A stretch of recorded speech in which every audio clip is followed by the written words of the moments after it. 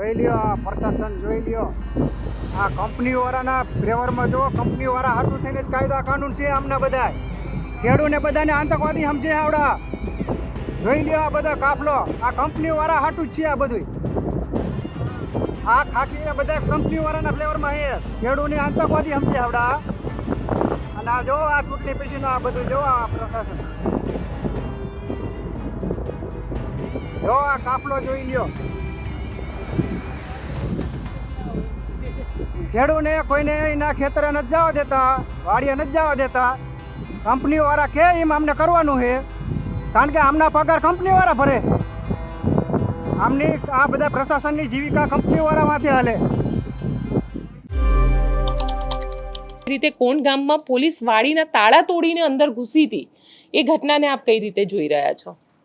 ગોપીબેન, સૌથી પહેલાં તો તમારું ન્યૂઝનું નામ નિર્ભય છે, પણ મને શંકા છે કે દરેક યુટ્યુબર પણ ભયમાં છે.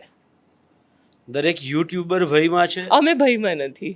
ભલે તમે ના કહો, જેમ મોદી સાહેબ છે એ અંતરાત્માની વાત ના કરે, એમ કે મન કી બાત પણ અંતરાત્માની વાત અંદર રહી જાય, બરાબર. જેમ તમે જાહેરમાં ના કહી શકો હું ભયમાં છું, બાકી તમે ભયમાં તો 100% છો, એમાં કોઈ શંકા નથી, બરાબર છે. એવી જ રીતે ગુજરાતનો દરેક પણ અમે ભયમાં હોત તો તમે અહીંયા ના હોત. એ ભલે ને તમે ના સ્વીકારો, એ ના સ્વીકારો, જો એ વાત સાથે લાલજીભાઈ સહમત છે.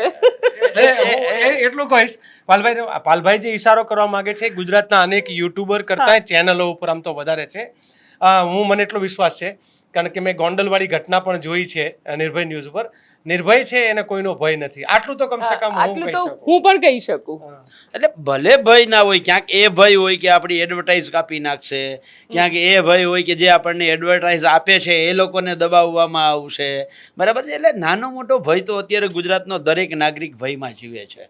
અને એમાં અત્યારે ખેડૂતોની જે પરિસ્થિતિ છે, એક બાજુ 7 વર્ષથી અતિવૃષ્ટિ અને કમોસમી વરસાદ, બીજી બાજુ જમીન માપણી અને કાપણી, બરાબર છે, ત્રીજી બાજુ આ વીજ કંપનીઓ જે રીતે દાદાગીરી કરે છે એ, અને એની સામે એનાથી વધારે સરકારની જો હુકમી, એક બાજુ ડીઝલ હોવા છતાં ન આપવું, કારણ કે એટલા માટે હોવા છતાં કહું છું કે બધા જ મંત્રીઓ સંત્રીઓને એમ કહે છે કે ડીઝલ છે તો પછી ખેડૂતો લાઈનમાં હું કામ ઊભા છે, એટલે હોવા છતાં ન આપવું. અને બીજી બાજુ 10, 12, 15 રૂપિયા પ્રતિ લીટર ડીઝલનો ભાવ વધારો, ત્રીજી બાજુ ખાતરની જે વાત છે તો 700 થી 800 રૂપિયા ખાતરની અંદર જે ભાવ વધારો થયો એ, બરાબર છે. અને એની સામે ખેડૂતને જરૂર હોય ત્યારે ખાતર નથી મળતું.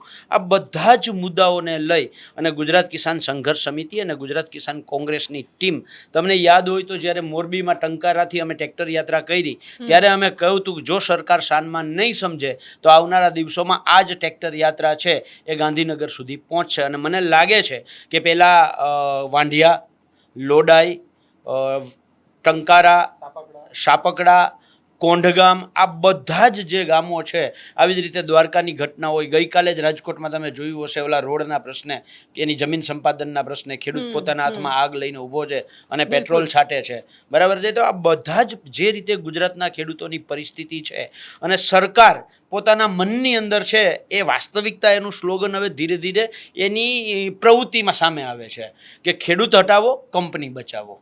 સરકારનું આ સ્લોગન છે, બરાબર છે. ખેડૂત હટાવો, કંપની બચાવો. આ સ્લોગન ઉપર ખેડૂતો ટ્રેક્ટરના વ્હીલ લઈ અને વ્હીલ ફેરવવા માટે ગાંધીનગર આવે છે. આવતી 15 જૂન 2026ના રોજ સવારે 10 વાગે ગાંધીનગર જવા માટે, જે અમદાવાદની બાજુમાં શાંતિપુરા ચોકડી છે ત્યાં સવારે 10 વાગે ગુજરાતના ખેડૂતો, એ વાપી વલસાડથી હોય, દ્વારકાથી હોય, પોરબંદરથી હોય, સોમનાથ, અમરેલી, વાવથરા, અરવલ્લી, દાહોદ, ચારે બાજુથી ગુજરાતના ખેડૂતો પોતપોતાની રીતે ટ્રેક્ટર લઈને પધારે, એવું નિર્ભય થઈને પધારે, એવું હું નિર્ભય ન્યૂઝના માધ્યમથી ગુજરાતના ખેડૂતોને આહવાન કરું છું, હાકલ કરું છું. અને એટલા માટે જરૂરી છે કે જે રીતે પરિસ્થિતિનું અત્યારે નિર્માણ થાય છે એમાં જો આજે નહીં લડીએ તો આવનારી પેઢી આપણને માફ નહીં કરે. એટલે ગુજરાતના તમામ ખેડૂતોને આહવાન અને હાકલ છે કે 15 જૂને સવારે 10 વાગે શાંતિપુરા ચોકડીએ અવશ્ય પધારો. પાલભાઈ, શું કહેશો? કારણ કે જે રીતે અત્યારે ખેડૂત છે લાઇનમાં ઊભો છે અને એ પણ ડીઝલ માટેની લાઇનમાં. આમ જોવા જઈએ તો વાવણી અત્યાર સુધીમાં થઈ જવી જોઈએ, કારણ કે પ્રી મોન્સૂન એક્ટિવિટી શરૂ થશે અને ક્યાંક ખેડૂતને પોતાને નુકસાન જશે આ ડીઝલ ન મળવાથી, કારણ કે એનો જે ઉભેલો પાક છે એ પણ થ્રેસરથી એને લડવા માટે ડીઝલ જ જોઈએ. બેન ડીઝલનો પ્રશ્ન તો છે અને છે જ બરાબર છે. એ જો આ બાજુ સુરેન્દ્રનગર અને એની આસપાસ છે એ ઓરવણા કરે એટલે કે એ અગાઉથી વાવણી કરી દે છે.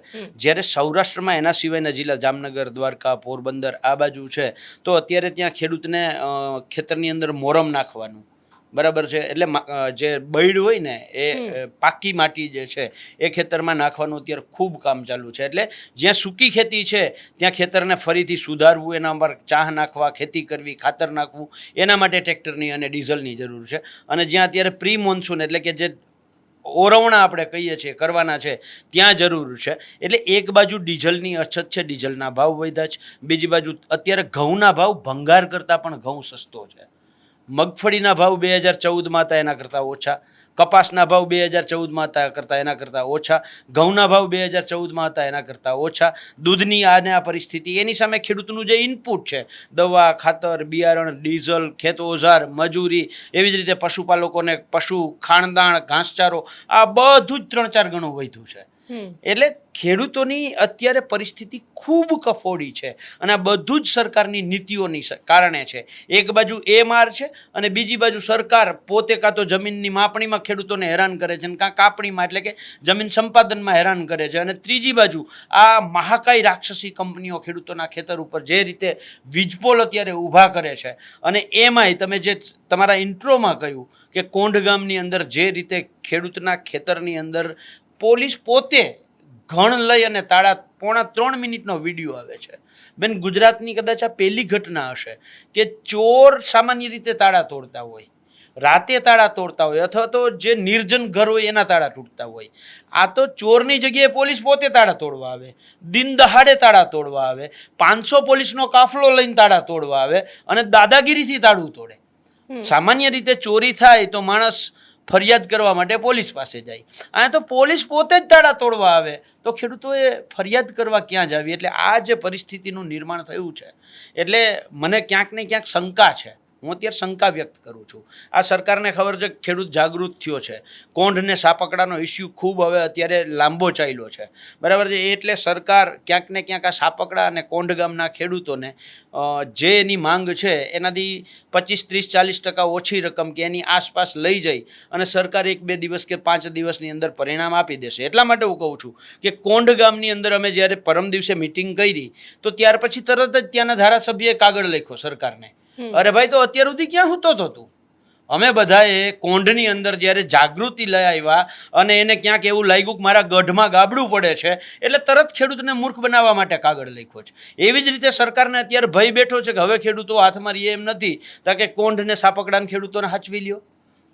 એટલે સરકાર છે આવા ષડયંત્રો, સામાન્ય રીતે સરકારને પાડી દેવા માટે કોઈક ષડયંત્ર કરતું હોય, આ તો સરકાર પોતે જ ખેડૂતોને પાડી દેવા માટે ષડયંત્ર કરે છે. અને જોજો તમે 2-4 દિવસમાં આવું ષડયંત્ર થાય તો એ આ સરકાર પાસેથી આવું થાય તો કોઈ નવાઈની વાત નથી બેન. તમે કહી રહ્યા છો કે એક મોટી રેલી, ટ્રેક્ટર રેલી કરવાનું આયોજન કરી રહ્યા છો, પણ જે રીતની અત્યારની સ્થિતિ છે, પેટ્રોલ ડીઝલના ભાવ વધ્યા છે, ડીઝલ મળી નથી રહ્યું.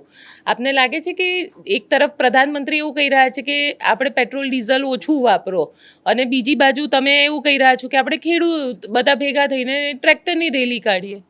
બેન જો પ્રધાનમંત્રીને અનુસરતા અનેક વિડીયો મંત્રી, સંત્રીઓ અને કર્મચારીઓના નહીં બરાબર છે. હમણાં જ હું જોતો હતો એક SDM છે એ સાયકલ લઈને પોતે જાય છે અને એની એક્ઝેક્ટ પાછળ એની ગાડી ચાલી આવે જેમાં SDM લખ્યું છે. તો આ દેખાડો નથી તો શું છે? આવા જ અનેક મંત્રીઓએ કર્યા છે. અને વાત રહી ટ્રેક્ટર યાત્રાની અંદર ડીઝલની, તો બેન અમે ખેડૂતના દીકરા છીએ, અમારા કોઈક મામા માસીનોય પેટ્રોલ પંપ છે, અમારા કોઈક સગાવાલાનોય પેટ્રોલ પંપ છે બરાબર છે, અમારા કોઈ મિત્રોનોય પેટ્રોલ પંપ છે. તો એ સામેથી અત્યારે કહે છે કે તમે તારીખ નક્કી કરો, તમારે 1000 નહીં 5000 ટ્રેક્ટરોની જરૂર હશે ને તો 5000 ટ્રેક્ટરોમાં ડીઝલ ઘટવા અમે નહીં દઈએ. કારણ કે પેટ્રોલ પંપવાળાઓને બિચારાઓને મારો છે, એને ક્યાંક ને ક્યાંક તકલીફ છે. એટલે એ સામેથી કહે છે કે તમે ડીઝલની ચિંતા મૂકી દો, તમારા ટ્રેક્ટરમાં અહીંથી દિલ્હી જવું હોય ને તો દિલ્હી સુધીનું અમે ટ્રેક્ટરમાં ડીઝલ આપવા તૈયાર છીએ. અને વાત રહી વડાપ્રધાનની, તો વડાપ્રધાને તો એમ કહ્યું કે વિદેશ પ્રવાસે ના કરવો જોઈએ અને પોતે જ ઓલી મેલોની બેન, કે કયા શું નામ છે બેનનું નામ, એ મેલોની બેનને મેલોડી આપવા પોતે જતા રહ્યા બોલો. અને એ પાછું કેટલું ખબર, 8000 કરોડનું વિમાન લઈને. તો પછી વડાપ્રધાન પોતે કહેલી વાત ઉપર પોતે ઊભા નથી રહેતા, તો પછી અમારે તો એનું અનુસરણ કરવું છે. પણ અમને બહુ ચોખ્ખી માંગ છે કે ભાઈ અમારા ખેતરમાં થાંભલો ઊભો થાય તો માર્કેટ ભાવના 4 ગણું વળતર જે 2013ના કાયદામાં વાત છે એ મુજબ અમને આપી દો. ને રાજસ્થાન સરકારે તો SOP કરી દીધી છે, તમને હું પેટમાં દુખે કરી દો ને ભાઈ. બરાબર, જે જોઈ ના કરી શકતા હોય તો બીજો વિકલ્પ એમાં આપીએ. જેમ તમારી આ ઓફિસમાં ઉપર મોબાઈલ ટાવર છે ની માસિક ભાડું આપે છે, એવી જ રીતે અમારા ખેતરમાં થાંભલો ઊભો થાય તમને માસિક ભાડું 30,000 રૂપિયા આપી દો. ચલો માર્કેટ ભાવના 4 ગણા ના આપો તો કંઈ નહીં. માસિક ભાડું નથી આપવું, માર્કેટ ભાવના 4 ગણા નથી આપવા, તો અમને એક થાંભલા દીઠ 2,000 કરોડ રૂપિયા વળતર, 2 કરોડ વળતર આપી દો. 2,000 કરોડ નહીં, 2 કરોડ વળતર આપી દો. અને આ જે છે એ આખી આ લાઈનમાં 64,000 કરોડનો ખર્ચો છે અદાણીને. 64,000 અમે હિસાબે કરી લીધો. બરાબર છે. અમેરિકામાં એની સામે કેસ હતો એ કંઈક $182,000 $182,000 જે આપ્યા છે એની પ્રમાણમાં તો કંઈ નથી. બરાબર છે. અહીંયા તમારો કેસ હટાવવા માટે તમે આટલા રૂપિયા આપો છો, તો અહીં લાઈન તમારે કાઢવી, ધંધો કરવો છે, 25 વર્ષ સુધી કમાવાના છો, તો પછી અમને આપી દો ને ભાઈ. 64,000 કરોડનો ટોટલ ખર્ચો છે. એક ખેડૂતને 2,000 રૂપિયા શું કહે 2 કરોડ રૂપિયા આપે ને એક થાંભલાના, તો અદાણીને આનાથી વધારે કંઈ ખર્ચો નથી. બરાબર છે. એટલે અમારી માંગ છે. અને જો તમે ના આપવામાં હો તો હું ગુજરાતના ખેડૂતોને ફરીથી નિર્ભય થઈને નિર્ભય ન્યૂઝના માધ્યમથી ગુજરાતના ખેડૂતોને આહવાનને હાકલ કરવું છે કે આ નિર્ભય થઈને આવો, આપણા હક અધિકાર માટે આવો. 15 જૂન સવારે 10 વાગે અમદાવાદ શાંતિપુરા ચોકડીએ આપણે સૌ સાથે મળી એકત્રિત થઈ અને આપણે સરકારને અલ્ટિમેટમ આપવા જવું છે. સરકાર શાનમાં સમજી જજો. જો અત્યારે તમે નહીં સમજો તો આવનારા દિવસોમાં અમે અમારા હક અને અધિકાર માટે ગાંધીનગર આવીને બેસી જઈશું.